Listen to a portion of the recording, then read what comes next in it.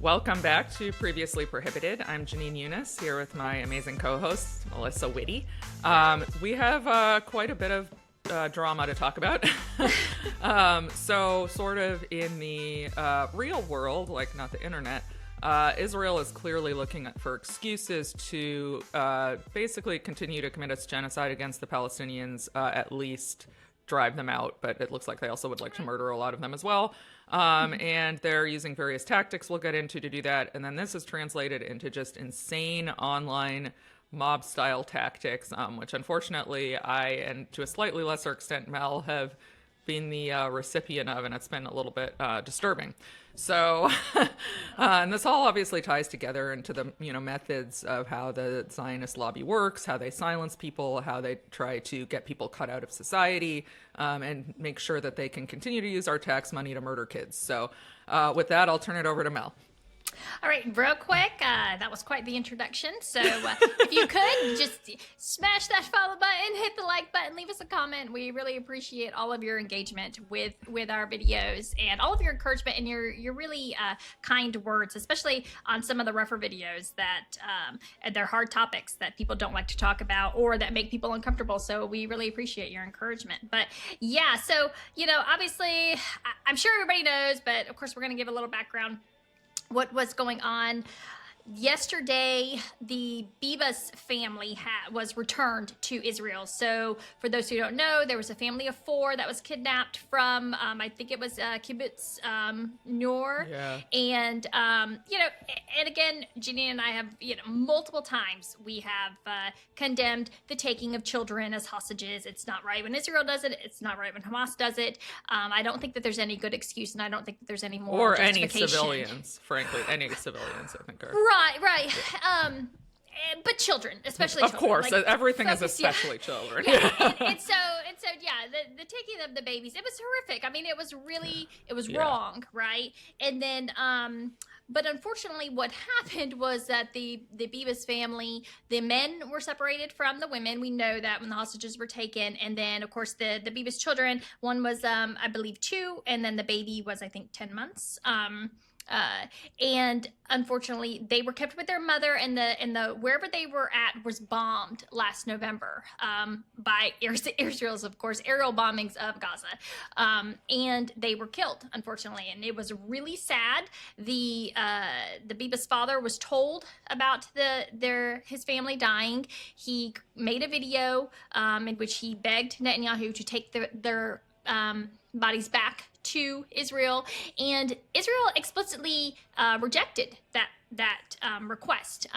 Hamas offered to, on a humanitarian, as a humanitarian gesture, to release the father and the bodies last November, and Israel rejected it. They said it was a lie. They said it was war propaganda, right? Because, of course, we know that that would have just been really devastating for Israeli society last November, to have to confront the fact that their aerial bombings had actually murdered their own, this precious baby that had really become the face of the hostage crisis, right? Yeah. I saw several journalists who had gone to Israel, and they said that the youngest, the Bibas baby, he was everywhere. His pictures were everywhere. He was like the #1 poster that was printed out and hung up and whatnot.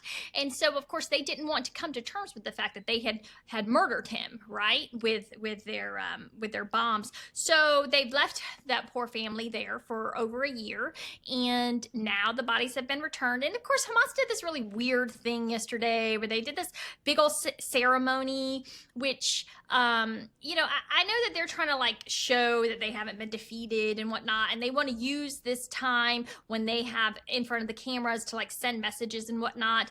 I don't think that's appropriate on multiple levels. I think it's weird. And I actually think that for whatever reason, it really, I don't understand how they don't understand this, but it really plays into Israel's hands, right? Because then they get to say exactly what they said yesterday. Look at these monsters, celebrating the deaths, even though I didn't really necessarily see it as them celebrating the deaths of the children. It's not I don't think that, and they were to me, I saw it as them kind of like going above and beyond the ceremonial thing, which annoyed me personally, because I'm like, you have your own people who are literally being collected in trash bags, and then all of this resources are getting put into this big show over the Israeli children. It just, to me, the whole thing was super inappropriate, and of course it rubbed people the wrong way, but more importantly, it played right into Israel's hands, right? And they lost their collective shit, all of them. Like, I've never seen, it's so weird. I muted the word Beavis on X days ago, and so I was shielded from a lot of it, but still so much of it got through. And I've just never seen, maybe not never, we definitely saw right October after October 7th. But the fervor, like this genocidal fervor to just inflict massive harm on the entire population was really gross. It's so insane. I mean, I have to say, like, I have never, ever advocated for harming anybody, ever. I think once I made a joke about how I don't believe in the death penalty, but maybe for people who let their car alarms go off. That's like the closest I've ever. No matter what Israel does to the Palestinians, no matter what the government does, I have never advocated for bombing Israel. I've never advocated for killing innocent people, and I never would. It's so insane. And they do this with completely... I don't know exactly what the word is, like just immediately and without thought. And then if you push back the slightest bit, the hate you get, the vitriol, being called a baby killer. How am I a baby killer? I'm saying stop killing babies. Israel has killed, 10, 20, we don't even know how many thousand babies. And not one of these people has shed a tear. And I have shed tears for the baby bus children. That's what kills me. I mean, when I saw the video of the mom being taken with the children that Hamas released, that was horribly sad. I don't want children to die. I don't want any children to die. And that's why I think the violence has to stop. And Israel, the stronger one, the one who is keeping the Palestinians in oppressive circumstances that, let's face it, end up in people doing horrible things when they're that oppressed. They are the ones who have the ability to stop this, and they're not. And the government wants this violence to continue. Sorry. Oh, definitely. As you can tell. No, definitely. I mean, and that was another thing that I was really frustrated with Hamas, because I thought, like, I don't understand how you didn't see this coming from from Israel, because it was obvious they've had a year to plan how they were going, because they've known, they have known for a year that these babies were dead, right? And so how were they going to best spin it in their favor? And so I was like, I just don't understand. I don't think a lot of, and also when people say like Hamas doesn't care about, it's silly. These are all individual people, right? Like there are some people in the Israeli government who I think care somewhat about Palestinians. There are a lot of people who don't. Netanyahu certainly doesn't.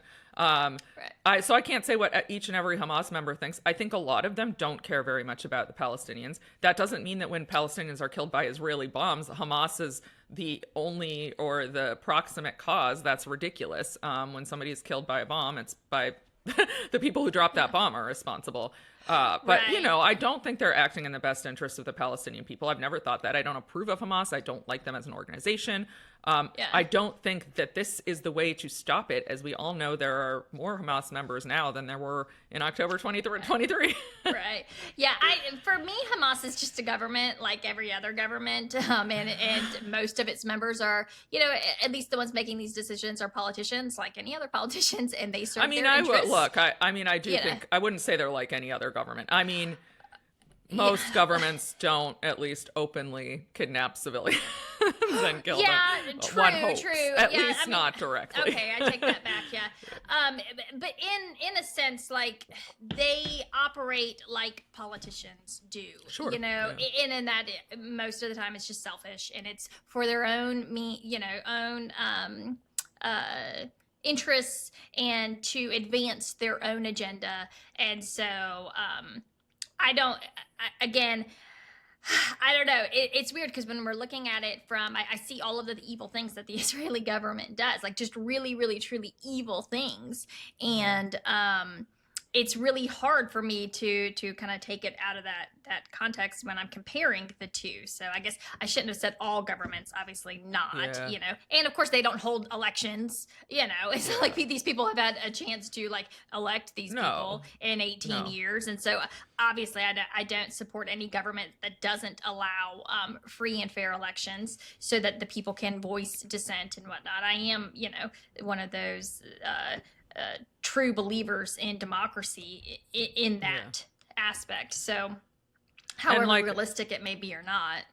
Yeah, no, I mean, totally. I lost my train of thought there. Oh, and the other thing that just really scared me over the last couple days was seeing a lot of people who, I mean, I obviously do not agree with them on this. I think they're very, you know, Jewish supremacists, but like tend to at least you know, acknowledge that there are civilians who don't deserve to die, like Batya Ungar-Sargon and a few other people. She's the editor of Newsweek. People like that. And she tweeted yesterday that she retweeted Arian Wexler talking about and said, I think about this a lot. Even in Nazi Germany, Germans helped the Jews escape. Not a single Gazan has helped a hostage do anything. And Batya retweeted that and said, I think about this a lot. Of course, the implication is there are no innocent people in Gaza. Right. And this is to try to manufacture consent for genocide and ethnic cleansing. And it's horrifying. You know, this isn't some random person. This is the editor of Newsweek. Like, right. It's scary. And yeah. Oh, I mean, and it wasn't just, you know, her, obviously. First of all, I know you said you don't ever advocate for violence. I advocate for sending people to re-education camps when we win, all right? And when I've been thinking about this all day. New rules going in place. When you improperly use World War II analogies, all right, you got 3 strikes. We're sending you to a labor camp. All right, it's done. We're done. When we win, no more bad World War II analogies. We're cutting them out. And so, yeah. But it wasn't just her. It was the editor of Tablet Magazine, who is a so we wanted to pull this up because this was actually kind of really disturbing, right? It was extremely disturbing. It also shows you again how the deaths of these children were to me, it just seemed like people obviously see this as an opportunity to advance their own agendas, right? And so we saw it with the charade that Hamas did yesterday with the banners and whatnot. But then on the exact flip side, we see it with entire editorials coming out from like Tablet Magazine, which is a pretty prominent Jewish publication here in the U.S., in which the editor at large, who is a professor at New York State University, I'm trying to find the thing New York State University. I don't wonder. Or hold on, maybe. I'm curious. Maybe it's because I looked him up earlier. All right, so there's a bunch up here about how Netanyahu isn't apparently acting tough enough, but now he says, now American support is manifest. Now an American president possessing uncommon moral clarity and candor is advocating for the opening of the gates of hell.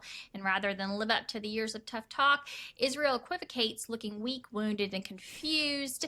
Those exploding beepers were a marvel. The killing of Nasrallah was a thing of beauty. Reminder, the killing, they took out 6 city blocks to kill Nasrallah. But I won't go there. So if you don't want to win wars and secure the peace with a sprinkling of daring commando acts or a dash of excellent air raids, you win wars and secure the peace by making your enemy realize that they had lost. And in the Middle East, as anyone has ever consulted a history book could tell you, that means only one thing: seizing land. Israel then must annex Judea and Samaria right now. And it must leave some arrangement that leaves Gaza empty of Gazans. Elsewhere in the article, he talks about how there may be a few people who are kind of innocent. Like, there are some old people who probably are, and maybe some babies. But in the end, we can't care. Like, we just can't care about them that much. And with the insinuation, too, that the children are all going to become terrorists. So, I mean, this is scary fucking, excuse my language. Today is probably one of the most shocking days of this week with this thing. Yeah. I mean, this is fucking Nazi, crazy genocidal talk. I haven't seen anything like it in America in my lifetime. And I'm terrified for people in Oh, Gaza. I'm definitely. actually also terrified for Arab Americans here because they've just become the container for everybody's hate. Yeah. In a way that Yeah. really reminds me of Nazi Germany. Although apparently I'm not allowed to make that analogy, but they can go fuck themselves. Yeah, I mean, we're done worrying about stuff like that. But I'm so yeah. done worrying about stuff like that. So this guy's name is Leo Leibovitz. He is Tel Aviv born, but so he's at New York University. Excuse me, not New York State. And he's a professor of media, culture, and communication there. So, like I was telling Jenny when I sent that to her earlier, can you just imagine if it had been said in reverse, right? It's like crazy. Israel has to go. These people, we have to seize all of their land. We have to kick them out. And of course, that's their complaint, right? Is that we can't live with these people because they say that about us all the time. And yet, it's interesting because as much as they say, I follow a lot of pro-Palestine accounts. I mean, some of them say stuff like that, but never in such firm terms, right? No. They want a dissolution of the Israeli government, right? Yeah. They want the idea of like a different government that's representative of all the people. That's the feeling that I get. Not the total, we will seize the land, kick all of these people out, and you just have to go, right? Right. And I mean, there probably are some like very militaristic Hamas guys, who think that all the Jews should be driven out. But they're not professors at the No, exactly. That's where I was going with University. that. They're not editors of Newsweek. They're not professors. They're a few random people who have literally no power. I mean, no political power, no persuasive power, nobody to, and I am happy to condemn them, and I do. But I do not see the people on the other side condemning this shit. And this, I don't know how you, again, I think they purposely find ways to make it so hard to talk about this without sounding like you have to caveat everything. Of course, I don't want children to die. Of course, it's tragic the B-bus children died at the hands of Israel or in any other way. But how can you focus so much on 2 children when Israel has killed tens of thousands of children and they're not even mentioned? Like the blatant racism, the blatant lack of disregard for other people's lives. I mean, this is Jewish supremacy. I'm just going to say it. That's a supremacist culture. It is, absolutely. There was a little boy. His name was Ali. He was 18 months old, and this happened in 2015. His house was firebombed in the West Bank by psychotic settlers, and his the whole house burned, and he died immediately, and then his parents died weeks later from their injuries that they suffered. And it was kind of a famous incident. Obviously it was a big incident. It was a scandal that happened, but then a couple months later the perpetrators who did it, they were at a wedding, and they had a picture that they had printed of this little boy, and they were throwing knives at it. And they were celebrating, and that was a scandal. So a video of that leaked. They're like dancing around with knives, stabbing the picture of this little boy in the face.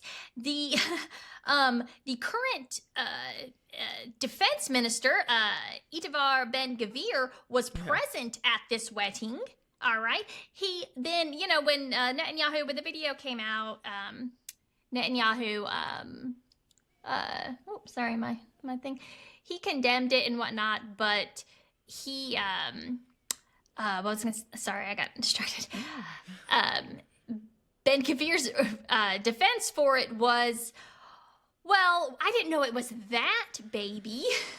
But we do scenes like this are common at our weddings all the time. I'm like, you guys dance with knives and stab pictures at weddings? Like, that's the weirdest thing I've ever heard, I know. And yet this is treated as totally normal, and that's okay. And yet, again, now you've got the flip side where they're saying, look at how they're celebrating the deaths of these babies. And again, it's not right, but I'm like, just kind of spare me the feigning. If you didn't care when stuff like that, if you didn't care when they were making fun of the little girl who got who got killed in the West Bank, 3 weeks ago. If you have never said anything when they accuse the Palestinians of faking their own children's deaths, they literally say they're baby dolls, they're not even real, then just shut up. Like, just shut up. I know. You know? It's and I guess I can kind of excuse to an extent people who aren't on social media because the mainstream media is so one-sided. So a lot of people who aren't on social media don't even know about these Palestinian children who are killed. They don't know there were, they haven't seen any of these faces. But if you're on social media, you definitely know, or you should know. And so this insane focus, I mean, the mainstream media is complicit. But they're clearly part of trying to orchestrate this outrage, focusing selectively on these 2 children when tens of thousands of Palestinian children have died by Israeli bombs. I mean, and all. We had entire testimony being given by world-renowned surgeons saying, I took bullets out of children's heads, sniper bullets. And not a single rounds. member of Congress showed up. They sent their junior interns, like college kids. They wouldn't come listen to it, and then of course, what do all of these people, again, feigning all of this outrage yesterday? What did they say to that? Well, we don't believe. They said it doctors. Wasn't true. It was literally the same thing. There's literally the same people who were attacking me yesterday. So if you want to briefly talk about that. So I wrote a tweet, which I knew was probably going to get me in trouble. And I actually drafted it on Wednesday because the Bebus children were, I would say it looks like 99% killed in an Israeli airstrike. It said, if the Israelis cared about their own as much as they hate Palestinians, the Bebus children would be alive today.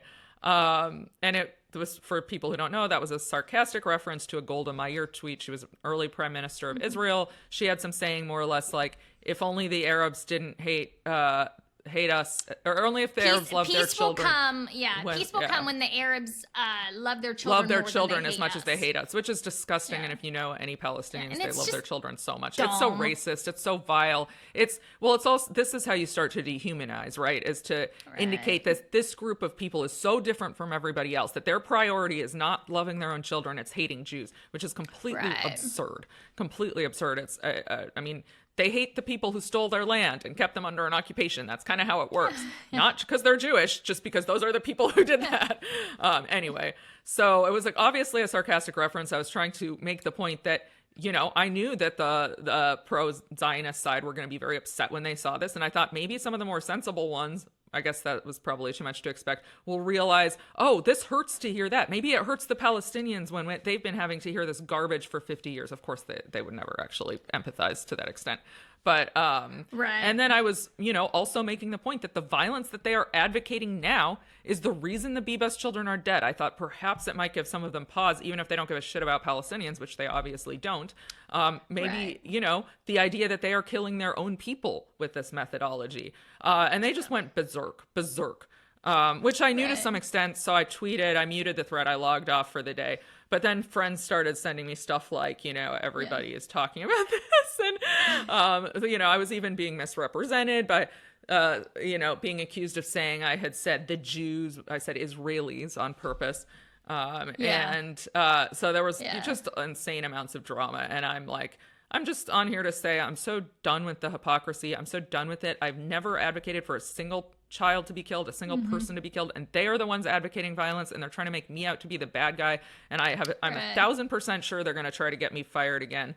And that's how they operate. That's how they operate, because they can't actually, because the fact of the matter is that it is indisputable that Israel prioritized revenge over the lives of their hostages. That is not up for debate. All right. And every time that you say this, people will say, well, what were they supposed to do? And of course you say, stop bombing, make a deal, cut a freaking deal to get your people back. And then, of course, immediately they will respond with, you can't do that because it just encourages next time. So again, you are prioritizing hypothetical future attacks over actually saving the lives of your hostages, because again, you could have made the freaking deal, all right, the day of, all right, you got caught, you got busted on your ass, you got punched square in the face, you weren't expecting it, all right, you let your pride get the best of you, and so you sought revenge, all right, and again, you allowed your bloodlust to take over. And I don't care what anyone says, it is indisputable that they prioritized the revenge And supposedly, if I even gave them, the benefit of the doubt, which I don't, I think it was just purely about revenge. But even then, they prioritized, stopping future attacks, these hypothetical, future attacks, over saving the lives of their own people. All right. Period. And it's not even up for debate. And it hits a nerve because that's what they accuse Hamas of. So everything that they accuse Hamas of, some of which is true about Hamas, or a lot of it, is actually even more true about the Israeli government that they love so much, and they can't bear to hear criticized, or they start melting into some tantrum about about anti-Semitism. I'm like, after this, and I do want to give a shout out to my co-host because she has been so incredibly supportive. It's like not easy when the online mob comes for you, especially when, I mean, there were people who are actual colleagues of mine, but like who I work with. I'm not going to say any names, like collaborate with other, in other organizations. And I know they're part of it. And these people have said, just kill them all. And I'm like, you're whining or you're outraged and trying to get me fired for pointing out that violence is bad and only begets more violence, and that and using the same language you use against the Palestinians. Well, you don't like it so much when it's about you. I mean, the double standards. I'm so tired about. But anyway, Mel has been like so supportive through this, and I've got skin awesome. made of Teflon. She does. So, I'm telling you. I know somebody messaged me and they were like, "I'm so worried." I was like, "I know, me too." I was like, I've got skin. I'm pretty tough. Like, I mean, I was like made for Twitter wars. All right. And they said, Jenine's so nice. I was like, I know. So I'm like, That's really nice of everybody. Is just mute and my real friends have been very kind and like supportive. So thank you all to all of you in the online chat. Oh, definitely. And we do. It was such awesome followers and mutuals that have just, you guys are just, you're great. I love you all so much. Y'all know I love you. I do it all the time because they're great. I know, and we're getting Jenin, we're curating out her following for some of these crazies. Yeah, it's funny. I always tell her, like, in October and November of 2023, that's when I lost, like, at the time I only had about 6,000 followers, and I lost it was like 600 or 700 like in like a couple days. It's a lot when you right. Yeah. And then of course my following didn't grow for like a really long time, and then I got but I got attacked so much. So I've already been through that. I've already dealt with it. People that I had a lot of respect for, I just totally lost all respect for them, because I was like, how can you see right through COVID and then turn around and again just follow line so perfectly, and take that government approved Stasi. I know. Message. You had an excellent comment about that. And I think so we were sort of discussing why I get so much hate. And I think it's because I accrued a very large following during COVID, and that's where most of my followers come from. And they just happen to be Zionists. I don't know what that correlation is about, but we can talk about that another time. A lot of neocons, and so they really turned on me after I took a different position after October 7th, and they hate me. There's some there seems to be something, I don't know what it is. I don't know if it's like they feel more okay about it because I'm half Palestinian. Like, it might be some of their racism coming out. Trust me, it's actually, you kind of like a white woman, and I'm telling you, I've never seen so much hate towards me as a white woman, and I always felt like it was almost like a possessive thing. Like, they felt like I was being a race traitor, essentially. Is what, and in some ways I got called a race traitor many times, which was really weird to me, for multiple reasons. But there is a certain possessiveness over white women from Western countries. We shouldn't be siding with, these Muslims and whatnot. We should be siding. Again, it's just dumb. If if the only thing I knew about it was what I'd seen on Brett Baer at 6:00, then maybe I would think like that. But all you have to do is just scratch the surface a little bit. All you have to do is give Palestinians the benefit of the doubt that they're not in fact just like rabid, and that they might actually have a reason for hating or for being really upset. And so if you start with that assumption, like, okay, these are people, maybe they have reasons why they're mad, even if they're not good reasons. And if you start there and just go forward, it doesn't take you long to see the problem and to see it for what it is. So yeah, you know. it's, I mean, and I think that's part of why it was so shocking to me is I thought, and early on I said like, hey, you guys, like my father's Palestinian. I know a lot about this. Like I can tell you some of the personal experiences I've had, my family has had that might make you understand it a little better. They had no interest. Not only no interest, they just slandered me. They jumped down my throat. How dare I think that there was a way to excuse what Hamas did? Like they didn't have.